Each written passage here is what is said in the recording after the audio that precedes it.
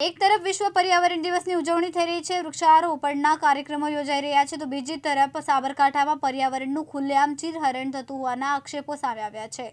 જિલ્લાના ગ્રામ્ય વિસ્તારોમાં રાત્રિના અંધકારમાં ગેરકાયદેસર વૃક્ષછેદન થતું હોવાની ચર્ચાએ અનેક સવાલો ઊભા કર્યા છે। સમગ્ર વિશ્વ આજે વિશ્વ પર્યાવરણ દિવસની ઉજવણી કરી રહ્યું છે। નેતાઓ અને પદાધિકારીઓ વૃક્ષારોપણ કરીને પર્યાવરણ જતનનો સંદેશ આપી રહ્યા છે, પરંતુ સાબરકાંઠા જિલ્લામાંથી એક ચિંતાજનક તસવીર સામે આવી રહી છે। સ્થાનિક લોકોના જણાવ્યા મુજબ હિંમતનગર, ગાંભોઈ, રાયગઢ સહિતના વિસ્તારમાં રાત્રિના સમયે ગેરકાયદેસર વૃક્ષછેદનની પ્રવૃત્તિઓ વધી રહી છે। રાત પડતા જ લાકડા માફિયાઓ સક્રિય થઈને લીલાછમ વૃક્ષોનું કટિંગ કરીને કિંમતી લાકડાનો જથ્થો અન્યત્ર ખસેડી રહ્યા હોવાનો આક્ષેપ થઈ રહ્યા છે। સ્થાનિકોમાં એવી પણ ચર્ચા છે કે આ પ્રકારની પ્રવૃત્તિઓ સામે અસરકારક કાર્યવાહી થતી નથી, જેના કારણે માફિયાઓ વધુ બેફામ બન્યા છે।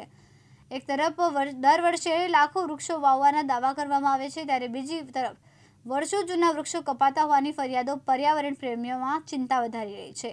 આ સમગ્ર મામલે હવે લોકો વન વિભાગ અને સંબંધિત તંત્ર પાસેથી કડક કાર્યવાહી તેમજ નિયમિત પેટ્રોલિંગની માંગ કરી રહ્યા છે। પર્યાવરણ દિવસની ઉજવણી વચ્ચે ઊભા થયેલા આ પ્રશ્નોએ પર્યાવરણ સંરક્ષણની વાસ્તવિકતા સ્થિતિ અંગે ચર્ચા જગાવી છે। હવે જોવાનું રહેશે કે સંબંધિત તંત્ર આ આક્ષેપોની તપાસ કરીને જરૂરી પગલાં ભરે કે નહીં। ભરતસિંહ રાઠોડ, દિવ્યાંગ ન્યૂઝ, સાબરકાંઠા।